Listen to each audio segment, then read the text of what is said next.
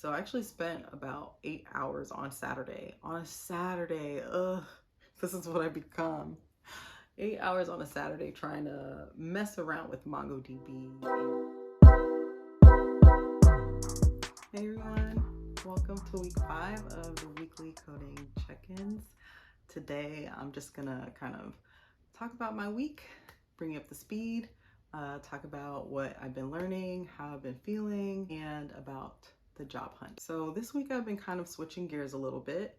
I was going really hard with data structures and algorithms and doing a lot of code wars and learning about just like the foundation of computer science and programming.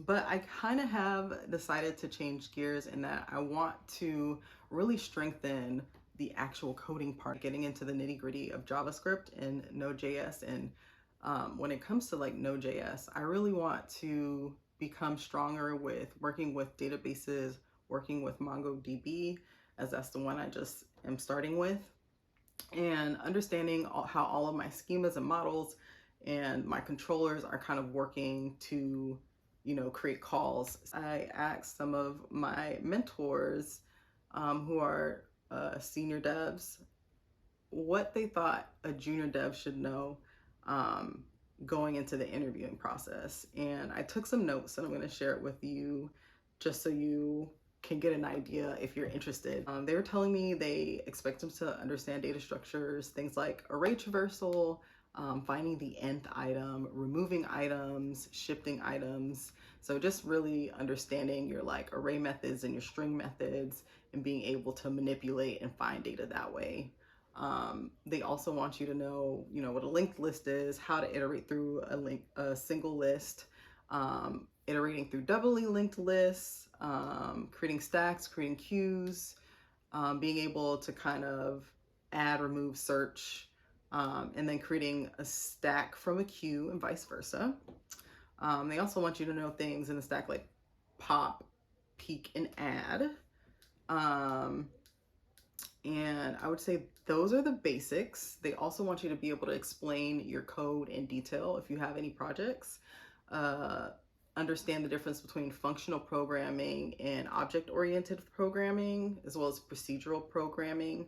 And then the more advanced things that are nice to know but may not come up depending on where you kind of interview would be things like graphs, graph traversal, understanding which algorithms are faster and which ones to use, things like that. So I thought that was really interesting and gave me a really good guide of just what to keep in mind to kind of know. I'm still reading Eloquent JavaScript. Right now I'm on chapter 4. Chapter 4 is all about higher order functions, things like filtering array, like we were just talking about, right?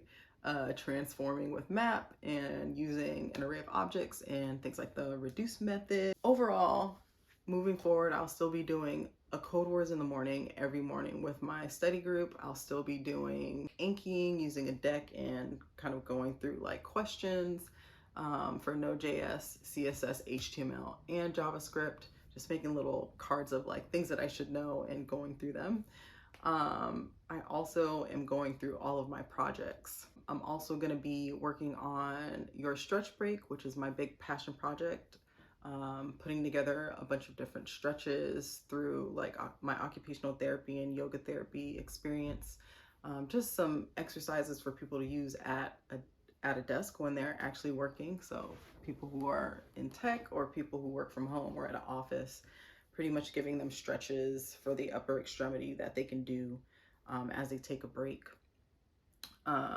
And what I really want to do with that is I want to create a way for people to be able to take, any of the 50 stretches that are displayed as you click on the button and it displays, be able to put that in a collection on their profile so that they can, create their own, make their own list of stretches that they want to do from that list. Because right now you have to click on it and it'll randomly give you a stretch. You can't pick any of the stretches that you like. You can pick which body part you want to see stretches of, but you can't really choose, what the stretches are. So I actually spent about 8 hours on Saturday. On a Saturday, this is what I become.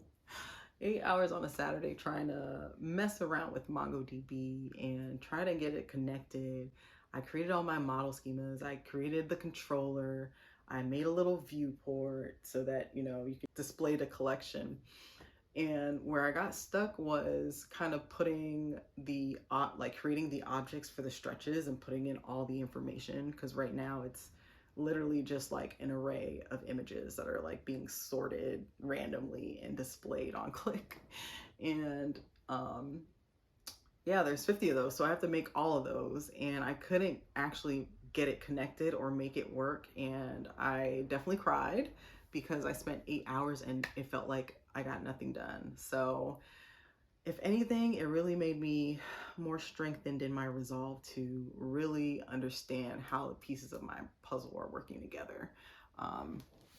But yeah, good old hyperfixation will always get you there. My plan really is codewars, working on your stretch break, working on interview prep for whichever interviews I have coming up, and trying to keep it sane, trying to be here and present and not fly away in like a fit of anxiety. So all in all, I am having a great time. Everything feels like it's happening in the way that it's supposed to happen, and I'm really excited for the future. There are things that I want to share, but I feel like, you know, I'm gonna just let them play out and see how it goes, and then when I get through these processes, I can be more transparent and tell you exactly what's happening. But, you know, some things are in the work and we'll see how they pan out. Thanks for hanging out with me. I'll see y'all next week.